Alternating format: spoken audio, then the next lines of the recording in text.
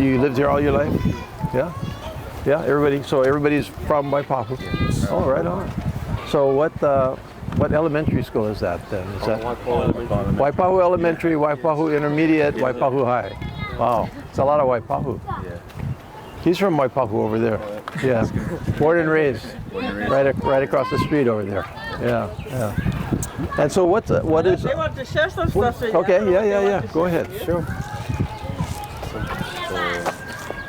So for AFY Academy, it really helped us because for over here, it's like a lot of gang violence around here. It's like really hard for like the younger generation to look up to the older people, but for us, we think AFY because it helps us bring all of our friends together to avoid from all the bad violence that's happening down here. We just try to be good role models to the younger generation so that they can look up to us. Are you guys all, 16 or 15? Yeah, we're 17. 17? Yeah, so you're play football for Waipahu High School. Oh, everybody. These are the two main captains. Right? Oh, I see. For the football team. Okay. Talk about the community service. Yeah, community service too. We just all help around clean like any of the trashy areas. We just help do a volunteer, clean around, pick up trash. Yeah. Are you in football also? Yeah. Everybody. Yeah, I forget. How did you guys do last season? Yeah? Yeah, we did good. You did good. State champs. Yeah. That's right. That's what I remember. Rooms. Yeah. Congratulations. Yeah, thank you. What kind of gangs? Oh, Red Hill. Oh, over there. Oh, cool. How about you? What does it feel like? What is it? With you growing up here in Waipahu, how does that look like to you? 30s and their 40s. Well, I used to know, I got some of the uncles. The dad. Yeah. The dad. Oh, right outside. Oh, wow. Oh, I see. Oh. So how long have you, are you part of the group? Then Pretty much just hanging out. So that's why we try to always, all the groups goes out once a week. They all got their time and day when they meet. So then they meet up in Danvers. Get so many different age groups, happening. Get the older, get the younger, get below them. So it's like a how many people are in your group here? How many people in your group here? Yeah. I think Darren has. How many groups? Oh, I'm sorry. Oh, so it's not your group. Oh, because you have couple A, right? Okay. How many people in your group here? Oh, our in-school group, we get like average 15. 15 or more, because we still have the other kids that we're trying to bring back And on then you have the campus. older Yeah. ones, And then we get the older boys up to 8 to 10. Yeah. This group is one of the biggest groups in AFY. Just trying to help out the boys with their school and stuff like that. You have a job? You're gonna get a job. You're still in school. Oh, I got out of school, but I'm going to Job Corps. Oh, you're going to Job Corps. Oh, good. That's a good program. Yeah. Yeah? When are you going to do that? I'm already accepted, Oh. so I'm just waiting on my starting date. You mean the one in Waimanalo? Yeah. Oh, you're going to board over I there? just went to my second interview. You're going to go live over there? Yeah, I'm going to Oh, go yeah. over there. Yeah. I tried.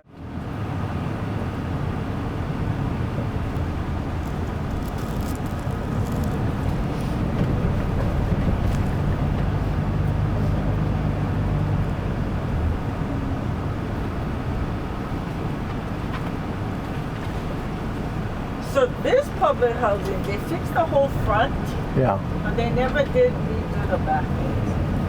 Yeah, I know. I remember when they did this and everybody knew what they were doing. It was just kind of dressing it up on the front Right, to because it's fixed. hide the rest of it. Right. So you know. How you doing? This is your park? Yeah.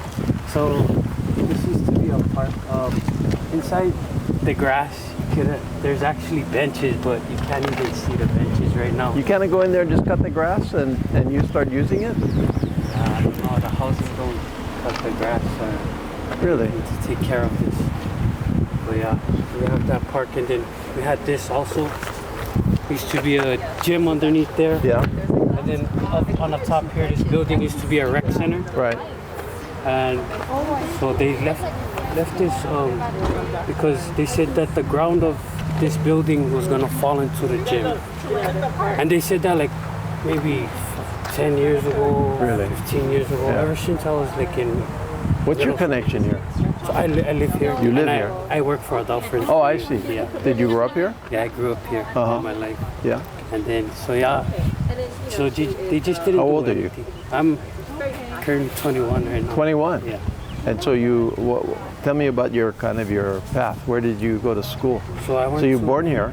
I was born here in Hawaii, and I went to Were you born when you were living here? Your parents were living here? Yeah, I was born and raised here in Camp for housing. And then, so I went to Farrington High School, Dole Middle School, and Hawai Elementary, which is schools like just down the road. Right.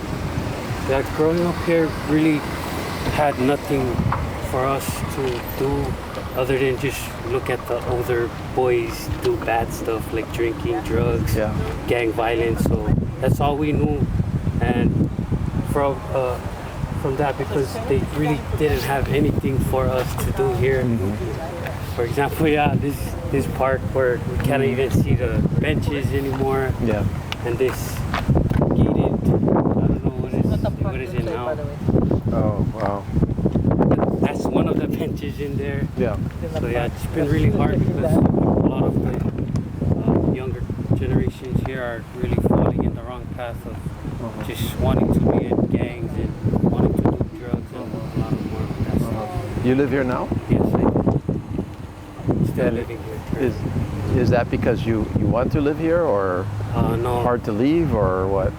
it's kind of expensive. Hawaii is expensive. Sure. Yeah. And, You live with your family, or you yeah, I live? live with my mom, taking care of her right now. So, yeah. She's a little older, or what? She's old. She's Yeah. still working, but still need help Yeah. as well. Yeah. So this is your world. Yeah, this is Yeah. what I see every day. Yeah. So Farrington, and then what after Farrington? Farrington, actually, After you grad Farrington? I came to work here. Oh, for Adult Friends for You? Yeah, yeah. Oh, right when you were 18? Yeah, right after high school, I came here because this was basically one of the things that was there for me when nothing was here for me. So they really led me in the right. Were you in them during Farrington? I mean, sorry? in a group in Adult Oh yeah, Friends? yeah. I was in a group as well. Yeah. And had counseling sessions, and all those talks really helped me change my perspective Yeah. and try to, advocate for my people that live here. So, yeah. Try to show the younger generation here that you can go a different path. And like what's actually successful in getting people onto a different path? Like what actually works? Like you've been right through it. Like For me- what's the secret? Oh, for me, the secret for me was AFY. Just Yeah, but what having- about it? I mean, what did you learn that got The you? counseling sessions, them helping me with my schoolwork, like tutoring and stuff like that. So just them helping me through my schooling, helping me learn a lot of things. How does the gang stuff work here? Like, there are gangs here, right? But I mean, what are they? Ethnic gangs, or organized around like your ethnicity, or what? Not really. It's pretty mixed here, like a mixed plate. But What is the mixed plate here? What kind? so there's Samoans, Tongans, Micronesians, which is Chuukese, Pohnpeian, and other more so that yeah. Marshall. Yeah, Marshall Island, yeah. A lot But of that's not how the Micronesians. gangs break down. No, it's really mixed over here. Gangs been here in Camp 4 for a long time. Before I was born, there was already a gang that was already here. So And when just- do you actually start? Like, if you're growing up here, when do you actually feel the pressure to get into a depends on gang? who you're with, like your friends, and if they're like in a gang or not. And stuff. Do the gang members work outside here? Yeah, some of them do Yeah. get to work and stuff like that, but most of them are really don't have any outlet for them to see that there's work or there's other stuff to do than just trying to be a gang member, trying to fight with other neighborhoods. So yeah. What's your background? Your family from Hawaii or what? I'm from Micronesia. Micronesia? Yeah, What part? my dad's from Pohnpei and my mom's from Chuuk. Oh, So two different type of Micronesians. yeah, yeah. And they moved here when? Like before you were born? Yeah, before I was. Yeah. So it's fairly new. Your dad's still here? Oh, he passed away last year. Oh, sorry. Yeah. Yeah. So your family, so your parents both came here, I guess, when they were young. Yes. Young from From Micronesia. Micronesia, and they came right here. Yes. We can't do it all. We do most of different houses. We always have a different Where does your mom work? She works with infant. She works for women infant. Oh yeah, yeah, yeah. Yeah. Where? Kalihi Palama. Oh yeah. Yeah. You mean the health center? Yeah, health center. Oh, like right down Yeah. over there, Yeah, right? yeah. So not too far from Yeah, here. yeah. The one on the side street. Yeah. I think you guys probably passed it. Oh no, I went there. Oh yeah. I've been there. Okay. Yeah, definitely. Yeah, my mom works there. Oh. You have brothers and sisters? I have a little brother. He's younger than me. He's still in We didn't high have school that right problem now. at all. I thought you graduated Oh no. This year you go back. this year. I don't know why he has a sister. Her apartment was affected by the Lahaina fire. But luckily she was, at work, fortunately. Different from So she was living over there. Yeah. How come she went over there? Just looking for opportunities and jobs. So she left here and went to Maui? Yeah. So what, she's working in the hotels or what? Yeah, she was working in a hotel. they come there. How many people in your group here? That's pretty big, maybe like 20 20. combined. Yeah. Combined is probably more. Like, yeah. It used to be quite big, and then we had some boys move away and so Yeah. forth, that we had to split them during the school sessions, so that way we could focus on the juniors and seniors, and then the sophomores and freshmen, because the issues or kind of the academic technical things that they're facing is a little different, right, for upperclassmen and the freshman, sophomore grade levels, and so we had to split them, but outings and so forth, and they're combined, but sometimes they don't fit in one van, so we have to take two vehicles. But Where's your group right now?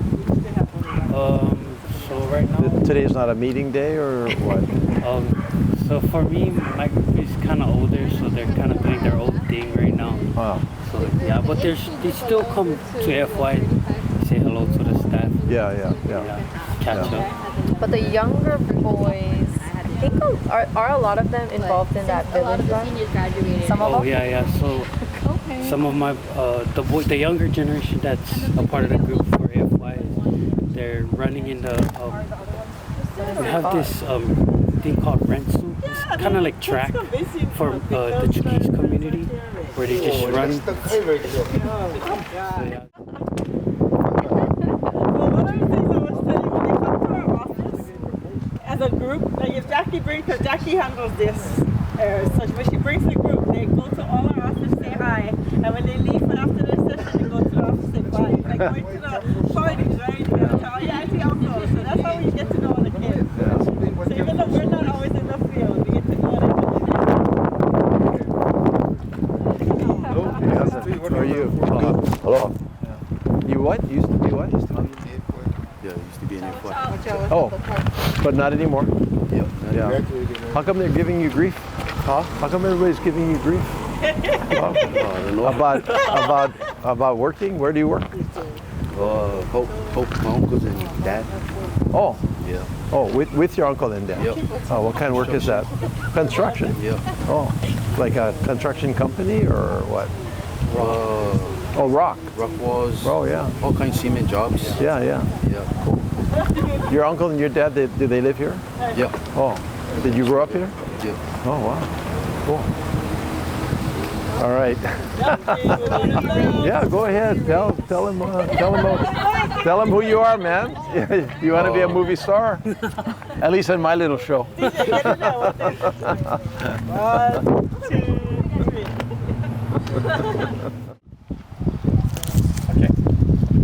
Aloha. Aloha. All right. Tell us who you are, what we're doing here, and where are we, and what is Adult Friends for Youth? Well, I am Debbie Spencer-Chung, President and CEO of Adult Friends for Youth. I've been there 37 years, 20 years in the field, 17 as the CEO. We're here at beautiful Kalihi Valley Homes, one of the public housings that we work at. We work with a lot of kids from this particular neighborhood in Farrington High School and in the neighborhood. So we're just on a tour to show you some of the things that, you know, the kids go through, what they deal with, and, you know, the loss of not having some services. Yeah.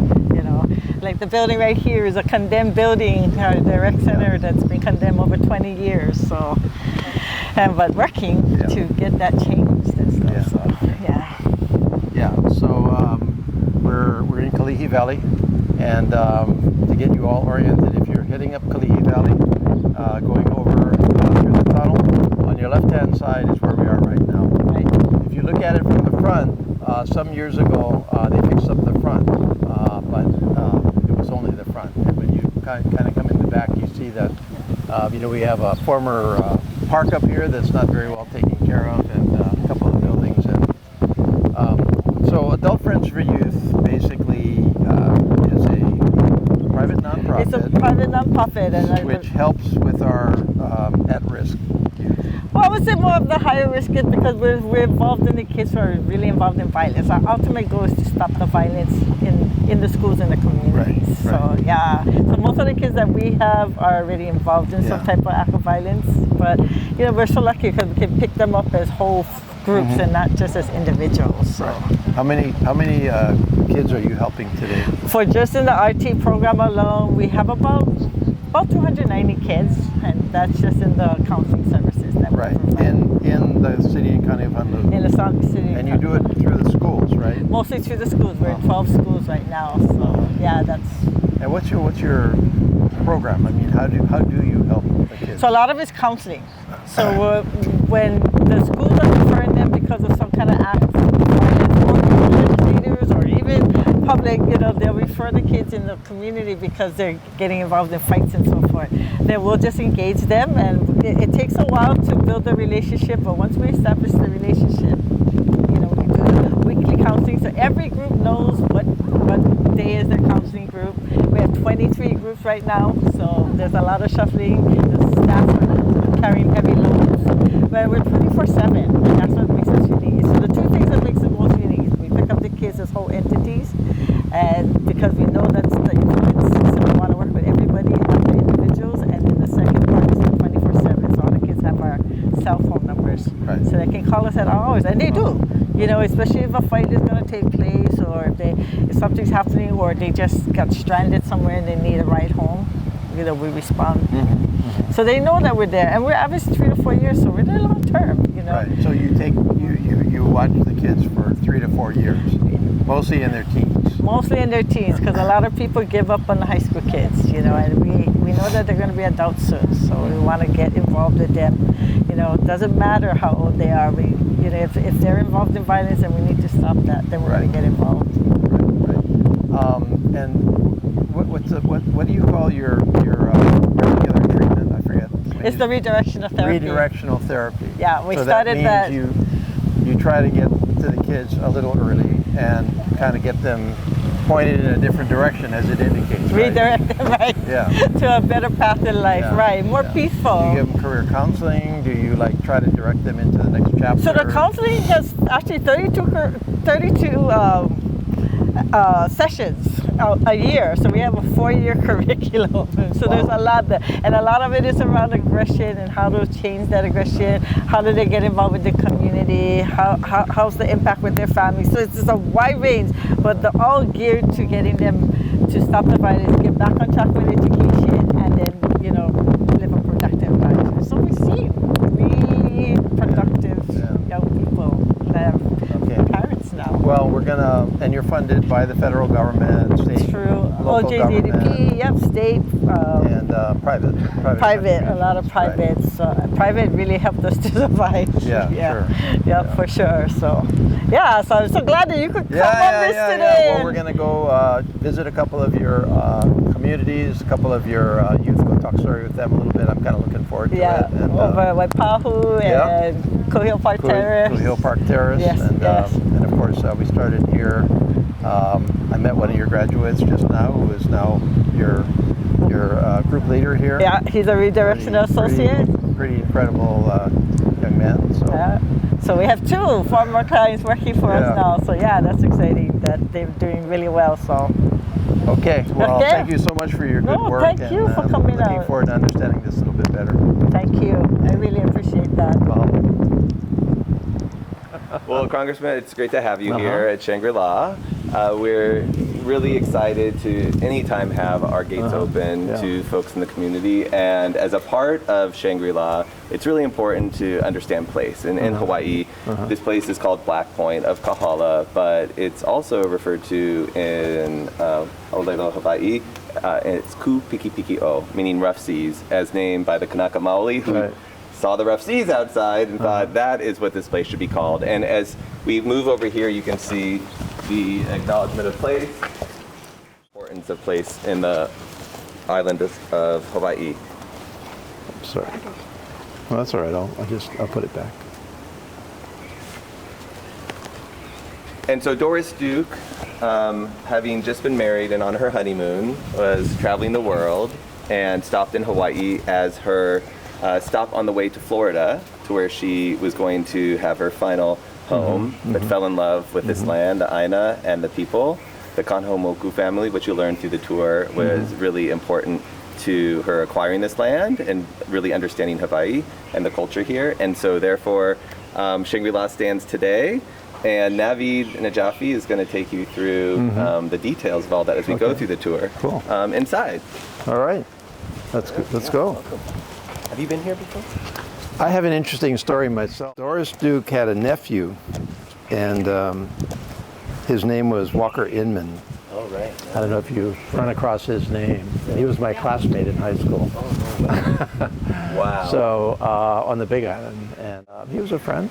And I think I came here with him because he would stay here when he was on vacations from boarding school.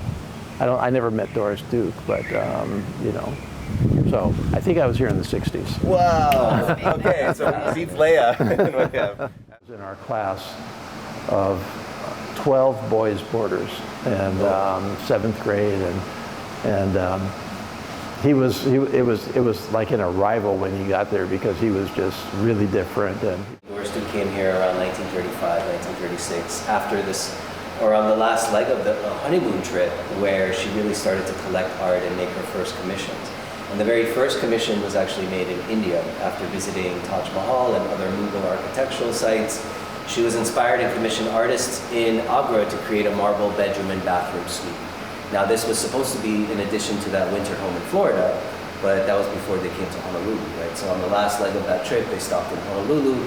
She decided to build her winter home here, and it was actually Sam Kahanamoku who helped her find this property, which is very close to the Kahanamoku family, and had that marble bedroom and bathroom suite shipped here instead, and that became her bedroom. Today it's our Mughal gallery, and it's very much the nucleus of Shangri-La. So she really started to build around that space and went to some of the places that she had just visited and some new places and made more commissions. So the ceiling here, this is a commission that she made in Rabat, Morocco. So hired a workshop in Morocco to hand make this cedar. It's hand-painted, hand-cut cedar. Ceiling was made in sections in that workshop in Morocco and then shipped here and installed on site by her architect, Marion Sims Wyeth, who she hired was a very famous Florida architect and someone who had a reputation of being easy to work with and would take direction well, which was really great for Doris Duke. She wanted to be very involved in every aspect, so this very much is Doris Duke's creation. That same workshop also made this plaster frieze work that you see with the colored glass. They actually only made 3 pieces, which then Doris Duke made molds from and then recast a new set. So if you notice, There's only 3 designs that repeat all the way around, and very much a motif. Doris Duke would, get an object and sometimes would make replicas of it and would use it in really creative ways.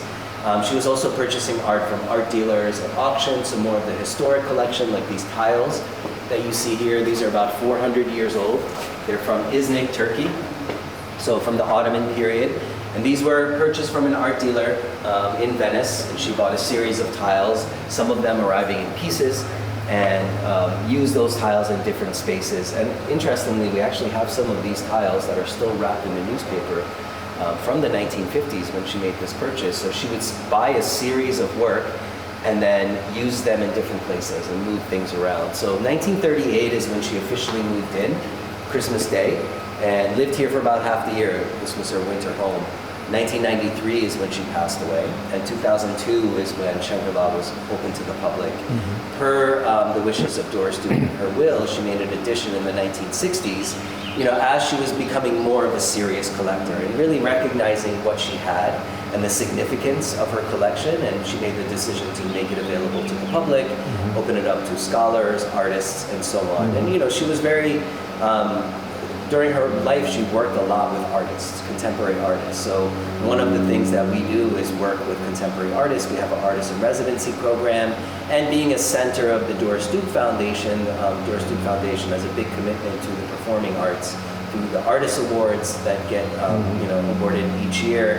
And then the other funding areas of the Doris Duke Foundation are very much in line with Doris Duke's passions in terms of child well-being, environmental protection, medical research, and so on. But for us, working with contemporary artists is the only way we've actually added to the collection.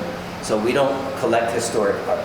Our historic collection is complete, but when we do work directly with an artist in residence, sometimes we'll keep the work that they create as part of the permanent collection. And over the last 4 years, if with that acknowledgement of place that we put in, situating Shangri-La here physically, talking a little bit about the political history of Hawaii and the Hawaiian Kingdom, but then also the last line actually says Shangri-La convenes artwork that actively explores Hawaii. So what that does is hold us accountable to that statement, honoring the land that we're on, and it's expanded our mission in really interesting ways in terms of really being able to work with Hawaii-based artists, Native Hawaiian artists in a meaningful way, as we were with artists coming from outside of Hawaii who are culturally connected to our collection. She wanted them to be put into pocket doors so that they can all open. All of these slide open, and then you have a glass window and a screen. Yeah, that's pretty spectacular. Yeah. So I mean, this whole space was meant as an indoor-outdoor space. Right. Obviously, we keep things closed to protect it. But we do open one typically during our tour days just to get some circulation in here. So what the artists in Agra are really known for are their marble carvings and then also their inlay work. So what they can do is they take semi-precious stones and inlay them in the marble to create beautiful designs, mostly floral designs. And you'll get to see that in the bath area. But also to your point, I mean, a lot of what we discuss and talk about interpretation of these objects is sort of the context of what was happening in the spaces or in the world when this was happening. And interestingly, when Doris Duke visited India in the mid-1930s and made this commission, she visited the Taj Mahal and it had been recently renovated. And this was a part of Gandhi's sort of spearheading this effort to revitalize and bring back traditional Indian craft as opposition to British colonial rule. And Doris Duke being there was an opportunity. So Gandhi actually met with her, which we have a newspaper clipping of. It's a really fascinating story. And I think he saw an opportunity in someone of her sort of wealth and status in helping that movement. And so she commissioned this marble bedroom and bathroom suite, because she wanted it. She was 22 years old. But it did actually help in that revitalization. And, when Doris Duke commissioned this, then other folks, her contemporaries, their awareness of it grew, and other folks were commissioning from these artists. So it's really fascinating. Her timing was really interesting. She made elements of these sites that she visited into the architecture of Shangri-La. So if you go into the dressing room and look up, you see the mirrored ceiling. And this mirrored ceiling. 17 or 18 or something like that. Like she was in a guardianship for a while. Exactly. Her father, so she was her father's only child. Right, and her father died young, when she was right? 12. Yeah, 12. Yeah, he was older when she was born. Right. He was in his 50s, I believe. So he passed away when she was 12. And yeah, it went into sort of a guardianship, and Right. she inherited the majority of the fortune when she turned 18. Right. Yeah, But there was, I remember some that. issues with her mom and Right. that side. Came to visit Walker at HPA one day, which was a huge deal, by the way. Yeah, of course. Like Doris Duke blowing into HPA in the mid-60s. Like we're talking literally 1965 or something like that. Yeah, so But I do have some memory of her, but I don't know whether Wow. it's a shadow memory or what. this is around that period, so 1966. Yeah. She was in her late 40s, early 50s at this point. In her element.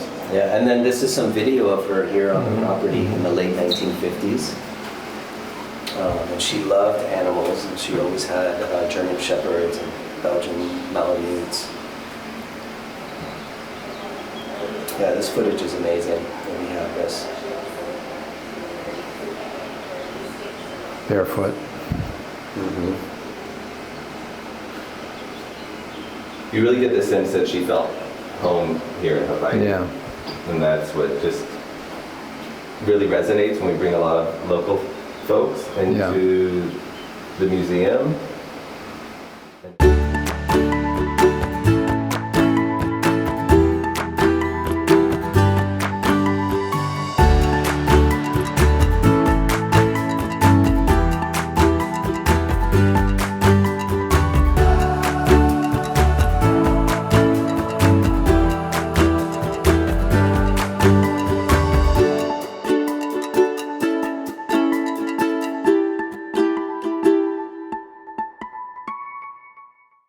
To people in community. So please tell us what those potential fixes, what those challenges are, so we can effectively get to work. Second, please stand by your room. Good morning, aloha. I'm not really sure I'm looking forward to going back to Washington, D.C. next week. I was trying to be optimistic. I know I have to do it, but I kind of like being home. Thank you so much for incredible turnout. I really am very, very happy to see this. It's a great testament to the interest and to the job that we have to do. And thank you for including your delegation. Big mahalo to Governor Green and Director Sniffen for including us and for putting this on. This actually arises in part from discussions that your delegation has had with Governor Green, Governor Ige before him, and with our mayors and many of you across the state over the last couple of years, the theme of which is we're doing pretty well in federal funding, but we're leaving way too much on the table that's there to be had. And what we need to do is to familiarize everybody with federal funding, how to go about it, how to get it, how to find partners to help you do that. So the fact that you're doing this is really incredible to me. And we also observed along the way that when we look at federal, state, county government, nonprofit partners in federal funding, some are just better at it than others right now. Not to take away from anybody. It's just that some have the capacity, have specialized in it a little bit more. Two pockets of excellence, I would say, are the University of Hawaii, which is now up to record levels of federal funding, and the Department of Transportation, which is its business is to get federal funding. And so the fact that Ed is putting this together and lending that expertise is really valuable. Federal funding, of course, is very critical to our Hawaii. We currently totally get somewhere around $18 billion of federal funding per year. It's about $12,700 per person. This is roughly double the federal funding that we got 10 years ago. So we're on a good trajectory. But again, there's much more to do. By the way, everything I'm telling you right here, you can find on usaspending.gov, usaspending.gov. Search for Hawaii.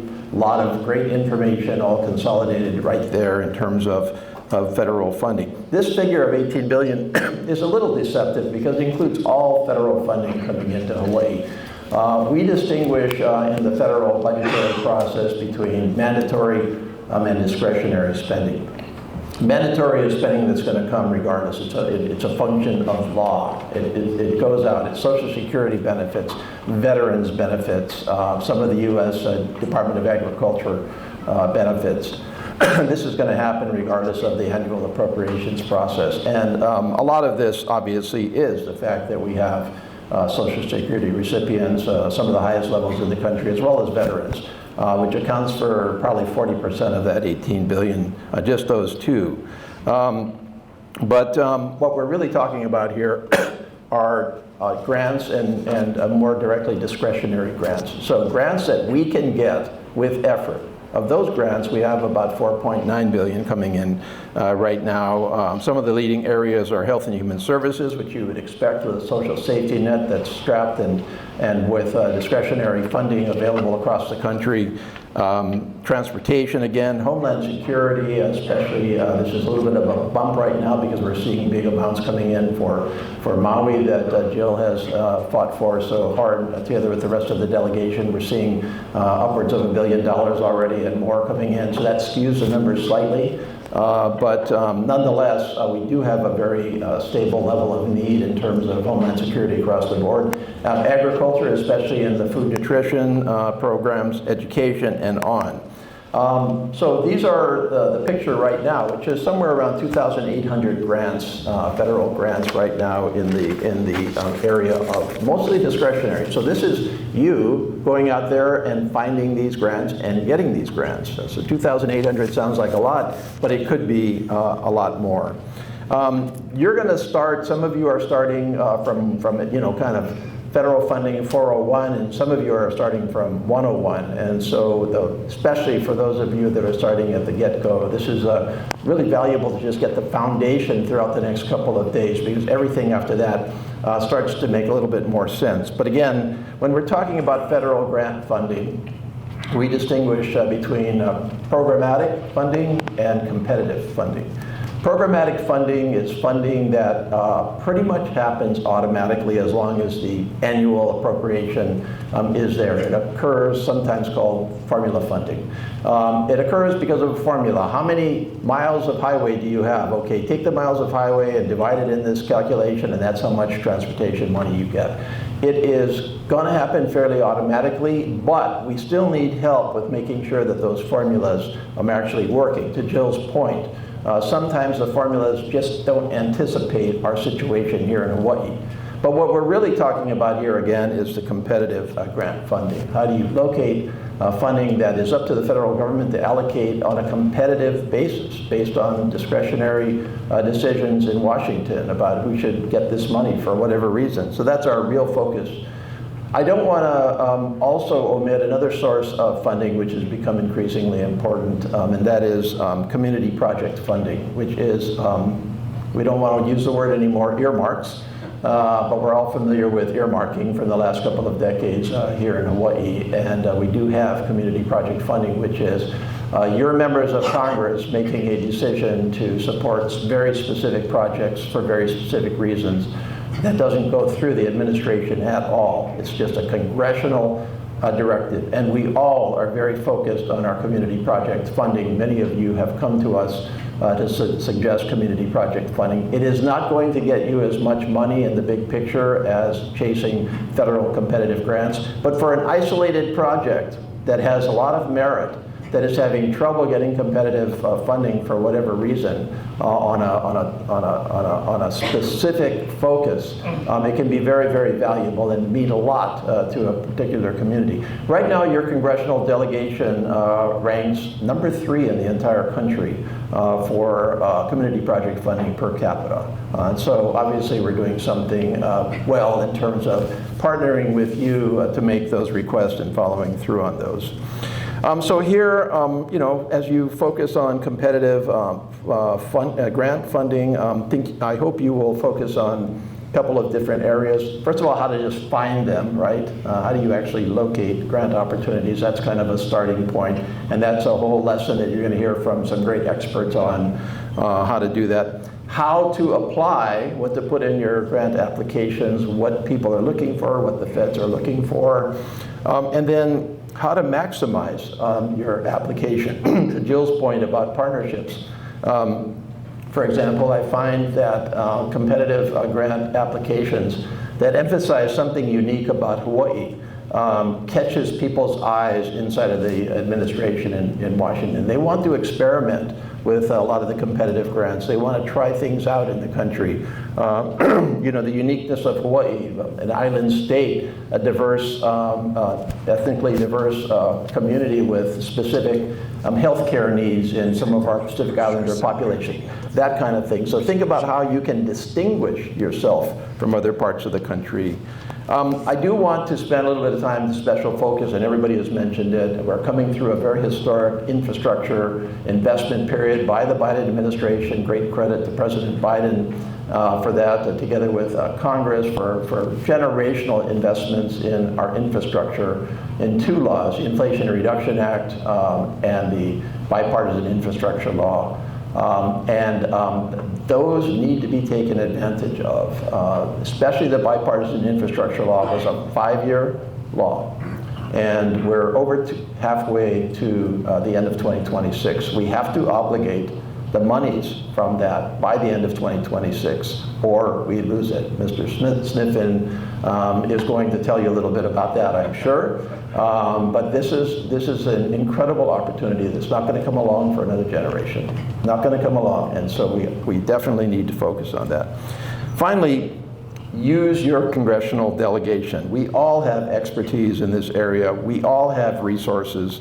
We have all independently, individually, and collectively tried to maximize your opportunities to apply. As noted, Senator Schatz and I are on the Senate and House Appropriations Committees, respectively, and so we live this stuff every single day. If you want to get a sense of some of the work that we are doing on appropriations and how that fits in to Hawaii funding, take a look at my press releases from the last couple of weeks on my website, which is case.house.gov, where we have passed all 12 of the fiscal year 2025, so next year, bills, and you can take a look at the flavor of what's important there.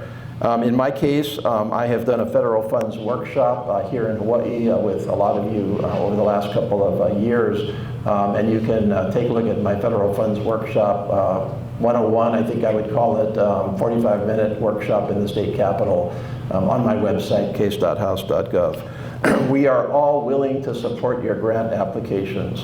It is routine for us to write a letter of support for a grant, to amplify, to add context to a grant application at all levels of government and the nonprofit community. And then finally, please remember the rhythm of our appropriations process, which starts really right about now for next year, so fiscal year 2026 at this point. So we are starting to try to listen to you on what you want in a bill that is not even going to occur for another couple of years.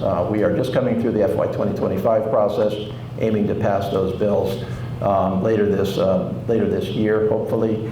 And so it is never too early for you to come and start talking with us about specific appropriations requests. These are for annual federal funding. What we're talking about mostly here in this workshop is ongoing competitive grant applications that are not particularly sensitive to the annual appropriations process. So with that, thank you so much again for allowing your delegation a little bit of time to share with you some context, some big picture. But I think the takeaway again is, I'll say it for the 5th time, you know, we're your partners in this. We want you to fully succeed at your federal funding opportunities, and we all want to work together to maximize that for Hawaii. Thank you.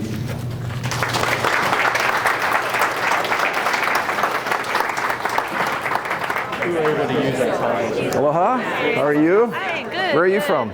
County of Hawaii, Public Works. Oh, right on. So you're interested in a little sewer improvement, huh? So we do mostly the roads and bridges, but yeah, any federal funding we're welcome to. Good. Yeah, Thanks for coming. Thanks for doing it. Hey, how's it, brother? Congressman. How's it going, man? I am Todd Cullifan. I'm the director of the Hawaii Nature Center, and I've been here 5 years, August 1st, and it's been an amazingly rewarding experience. My son came here first before I was ever the director here. I have a background in environmental education, environmental restoration, and when the opportunity came up, I took it, and it's been great. I realized how much I ultimately just love being around the kids and combining that with my passion and fascination of the outdoors and environmental education. So, and we're really here today because of all you folks have been supporting us for years, the board. Again, I want to introduce Eric Wright, is our current treasurer, and Ina Wong, she's our vice president of the board. Eric's been with us for probably about a little longer than I've been here, maybe 6 years now. 6 years. 6 years. And Ina, you've been with us maybe a year and a half, 2 years now? Yeah. And both of you guys have had kids come through the program, and your son is still at the age. He was just here earlier this summer, so that was fun to see. Hopefully good reports came home. So. We had a great time. Good, thank you. So, but again, thank you for being here. I thought, we'd take a little tour, you guys get familiar with the place again, and then if we have time, we can go in the classroom, talk story, get some coffee and whatnot. Obviously it's pretty casual, we're outdoors, so let's make it fun, let's make it casual, ask questions, talk story, and see what I can answer. But I guess just for everybody's knowledge, our background is from 1979, we started as a project under the Outdoor Circle. And I don't know the exact history. I suspect it became such a popular, it was called the Bikiki Valley Environmental Center. We have a sign, the original sign in our office there. Quickly they learned, hey, this needs to be its own nonprofit. So by summer of 1981, it became the Hawaii Nature Center. Then in the early 90s, about 10 years later, we opened the Iao Valley in Maui. And I'll talk more about that later. But really four main programs we have here is one that you're seeing right now. This is our summer program, our intersession program, Nature Adventure Camp. So we have 60 keiki in camp is our capacity, ages 6 to 11. So we have a group over on the far right lanai, right here, and then over in our rain pavilion, another group of 20. So that means we have 8 full-time educators, 2 per group, 1-to-10 ratio. We also have junior leaders. Junior leaders are kids that have come to our camp and then aged out, and they come back as volunteers just to support. We also have one mainland volunteer who was on a trip to Hawaii and found us through some other connections and said, hey, can I come and volunteer? So she's been here for a couple of weeks. So we do that for 10 weeks this summer. The programs are forestry 1 week, streams, freshwater, wetlands, and coastal. So this week is forestry, so they did a tour up at Judd Trail. So every day is kind of focused around that. I know some kids are going down to Archie Baker Park to identify trees today. Some are going all different directions. There's always a component of hiking, right? The hiking trails from Ō'lelo are right behind us here. So that's where that relationship with the state comes in and allows us access up there to have those kids up there. So we did 10 weeks of that, and then about mid-September we'll start up with the school program. And the school programs are grades kindergarten through 6th grade. And we have, I believe it's about 86 field trips this coming semester. So the way we handle that is there's a bus here pretty much every day, and then one of our off-site partners. So again, that could be Ualakaha State Park, could be Hamakua Marsh, Dopa's property in Kailua, or Fish and Wildlife property at Honolulu out in Eba. And that's an important site for us because through relationships that go back to Tamar's time, we are the only entity that gets access to that Fish and Wildlife property for education. So we very much respect and appreciate that partnership. As a matter of fact, Ricardo Perez, the head of Fish and Wildlife Refuges, is going to be up here touring tomorrow. We've got a relationship and we want to keep that relationship strong, and definitely thank our federal partners for that because it's huge. We were able to pull kids from that side of the island into that program. That 3rd grade is probably our most popular program. Remember our 4th year of the homeschool program, and that really was an outcome of COVID. A lot of families transitioning from more traditional classroom adventure camp where every week there's a different theme revolving around natural resources. For the first time this semester, we're going to try to keep a consistent project every week. We think that's going to be water quality for the younger kids, so like 3 to 5-year-olds who can come up here, do birthday parties. Big component, of course, is volunteer activity. I was up here on Saturday with executives of American Savings Bank. They came up here and it was very timely. With different neighborhoods and the city, state, federal agencies that are really kind of responsible for areas, that's going to be really a key asset in the long term. Absolutely. I think our number one long term is getting a Maui operational at a time through there, which again is more time on the trail. We have our own wastewater system here, which is part of this. So this is our holding tank. All of our wastewater goes into there and it gets pumped up. Stream distribution, government, you know, community user fees or whatever you do? What's that distribution look like? So very small government grants. I mean, we don't have any kind of baseline item from city, county, or anybody else. So right this year, no direct federal funding. So what the total percentage, operating budget, total percentage private versus government, I guess versus user fees? Yeah, it's about a third across the board. User fee, grants, donations, and then some from the schools too. I guess that's in the user fees. So all told about $1 million. So our annual philanthropic budget. So 1/3 government? No, we don't have any funding. You don't have any funding. So what's 1/3 then? The user fees? User fees. And the rest? Thank you for coming. No, thank you. Yeah, I've been meaning to want to come up. Yeah. Come up here. No, I'm not always the best at reaching out with elected officials and kind of stuff I think in the mountains and forget. So I did. Well, you ought to get over that. Yeah, I know. Well, we appreciate your support on early in the year when we asked for the appropriation. I think that didn't ultimately work out, but well, it didn't work in the House. Yeah. But we got you over to Hirono. Yeah.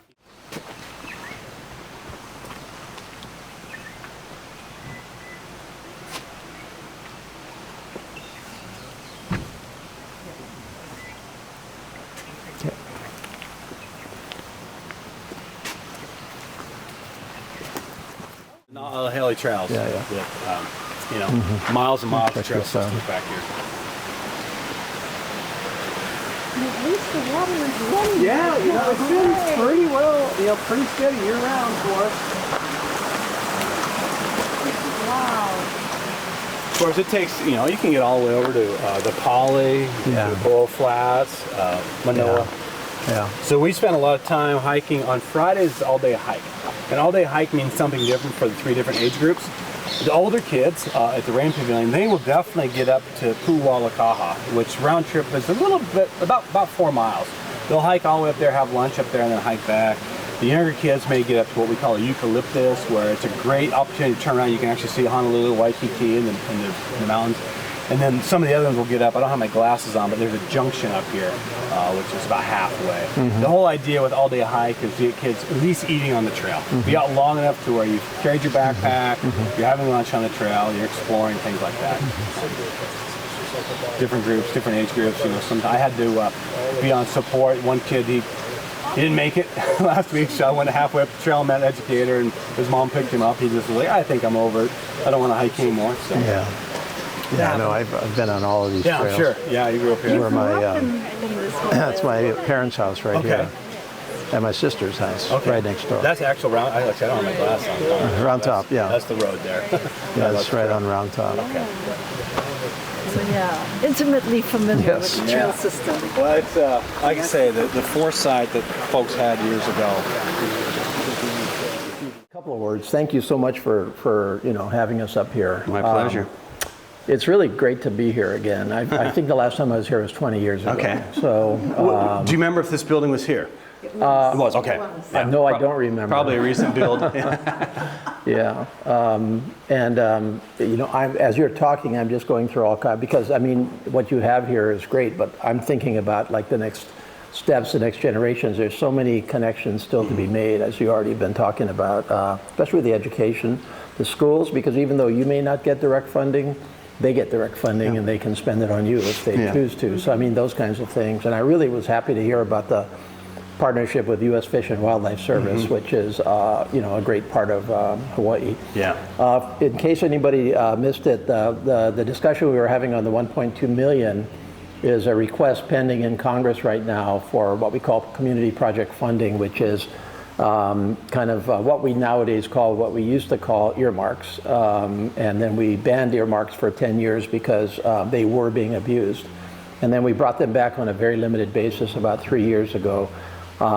They're very discreet, they're very targeted. You've got to justify them 15 different ways. You're personally responsible for them.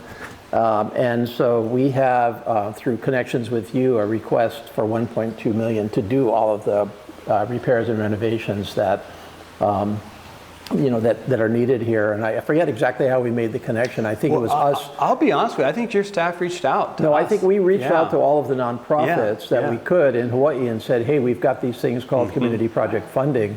and do you have any projects? And I mean, we've done about 45 or 50 discrete community projects in my district over the last 3 years, and we've got another 15 or so this year.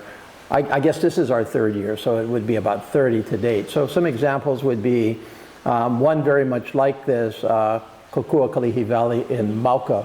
Kalihi Valley is doing a beautiful new building for their educational work up there. We funded that through CPF. We got one funded for, Goodwill Hawaii down here for some parking structure, solar repairs. These are usually discrete projects that are either not eligible for other federal funding or for whatever reason they're difficult to get. And so it's an opportunity for members of Congress to go around their districts and say, no, I want, I want to help out in this area. This is worthwhile. So we got your request. You kindly helped us with the support for that, and we got it all ready to go. And then I'm currently in the House minority, and my majority colleagues decided that they were not going to community project fund to nonprofits this year, basically because they felt they were having too many problems with the purposes of some nonprofits. So instead of going after their purposes, they just said, well, we're not going to worry about it. We're just not going to do nonprofits at all.